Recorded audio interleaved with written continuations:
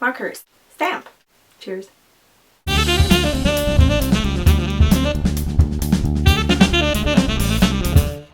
Hey everyone, welcome to my studio. My name is CeeCee and today I'm really excited because I am introducing a new segment.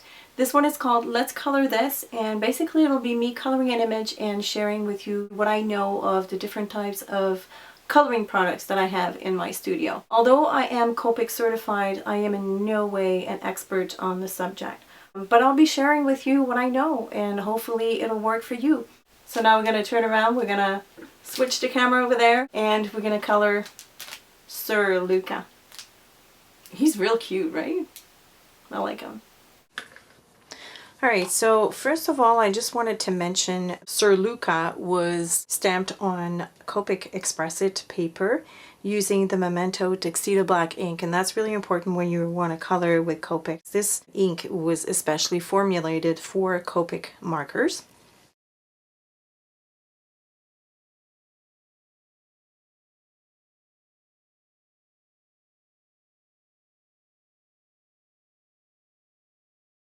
A Sharpie poster pen in white, my two favorite Prismacolors, the black one and the chocolate one, and this is for shading. And I have my two paper stumps and I use this to file them. A colored pencil is actually wax based, so as you use it the wax gets transferred at the end of your paper stump and then you get to a certain point where it doesn't blend well, so you have to file it, and that's how you keep your paper stumps fresh. And of course I have my Gamsol, which I keep in an old jar like this, and I just put a sponge in there and it's soaked up the Gamsol, and I like it this way because the liquid inside is not as volatile.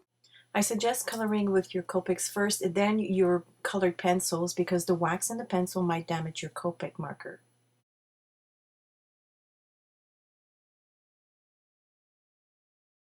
So this is my colored image, and as you can see I have some spots on my cardstock and I want to remove them. So I'll do that by using the colorless blender. And you'll need to make a few passes at it, so just be patient. Alright, so I'm not going to worry about this right now. What we're going to do is we're going to do the shading with our pencils. I've got my black Prismacolor pencil, my black paper stump, or the one that I use for black, and my Gamsol. Gamsol, as many of you know, is odorless but toxic. So when you do this, try to do it in a well-ventilated area and never leave it open. To begin with, what you want to do is you want to lay down a bit of the color with your pencil. Like this here. You can add your Prismacolor all at once. You don't have to do one small section at a time. The reason being for that is that a colored pencil is a dry media. I sort of want to darken it up here. And it's better not to put too much at the beginning. You can always add some later on.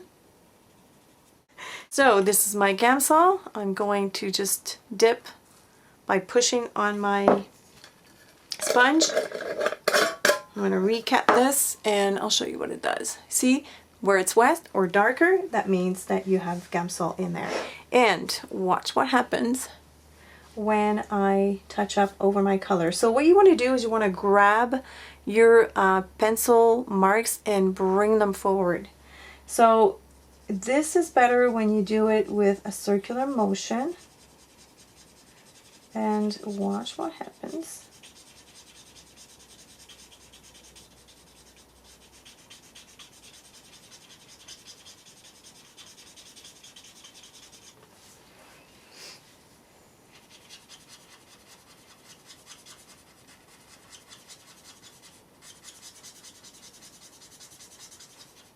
It just feathers out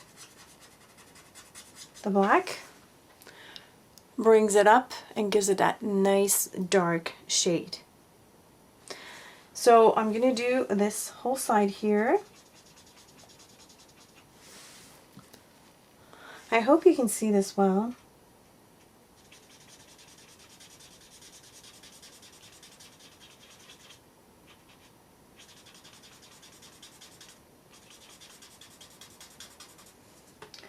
And I'm going to darken this a little bit here because it's under.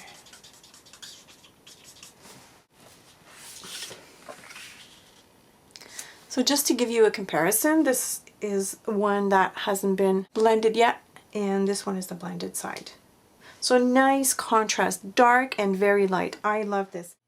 I call this method my safe bet for shading because it's a dry media as opposed to Copic marker, which is heavily saturated. It is so much easier to control the shading that you get with a colored pencil. So basically what's happening here is that you're breaking the pigment of the colored pencil with the liquid Gamsol, and that allows you to push that color as far as you want it to go. So it's a very precise method also. Not only safe, but precise. And there you go. So what a difference. I think you can tell right away the difference between the hat and the body. This has been shaded with the colored pencil. This one hasn't. Quite a bit of a contrast. I love it. It's a softer way of doing it. With the Gamsol, it erases all those marks. So I'm going to continue on the armor.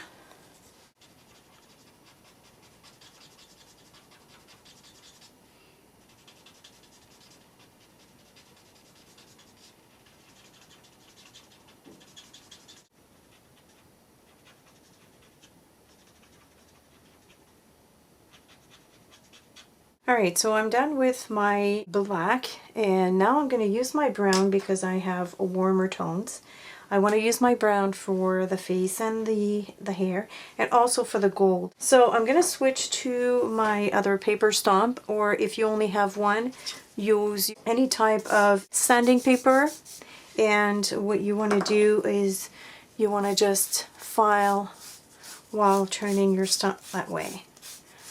And it'll get rid of that residue at the tip of your Stump. I'm going to apply a bit of brown here and bring that color up. So I'm gonna lay down this brown. I'm gonna dip my paper Stump in my solution and blend it out. And this is going to be a lot more subtle than if I would have used the black. Mind you, you could use the black, it's just my own preference. I think I'm going to add a little bit more, just to make it even more noticeable, and bring the color up like this here. So I'm going to do all the parts where I want to add some brown. But watch what happens when I do the ear. I'm just going to put a little bit of brown in there and blend it out. You see the difference? It's it's a nice way to shade without being scared of putting too much color and going too far. When there's a hat or a big clump of hair on a person, instead of doing each section, I'm just going to give it a nice border here with my color, like this, and I'm just going to smooth it out.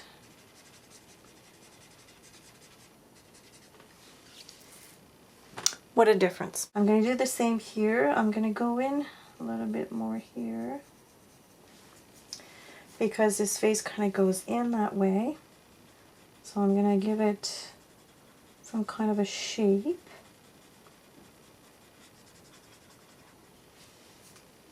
If you feel that your Stump is making too much noise on your paper, that's because it's time to reload with a bit of Gamsol on your paper Stump.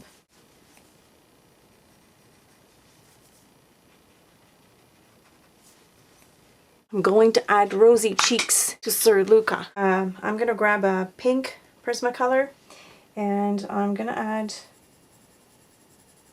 a bit of it here and a bit of it here. The cheeks is always very problematic for me because I find it very hard to do cheeks with Copic markers. You don't want it to be in your face or on their face, but at the same time, if it's too subtle, you won't see it. So I found that the best way to do this is to use my Prismacolor pencil. And I do this even when I don't shade the rest of my image with Prismacolors. I always add my cheeks with them, just because it's just much easier. We are ready to do the highlights. And I'm going to shake my poster paint marker. Just going to try it out. Now, here's what I do. It's very simple. I go in my light dark area, and I'm just going to leave a white streak right there. Not too much. Don't go crazy on these, because sometimes it tends to get to be too much. So I'm going to do one here, and always follow the motion of the part where you're highlighting. That's it. So it gives it movement, actually. That is it. So this is what I do. This is my preferred method of coloring. So I finished putting my card together. I'm really happy about the way Sir Luca turned out. I don't know if you noticed this here. This is where I had my biggest drop of red that had fallen onto my paper while I was coloring.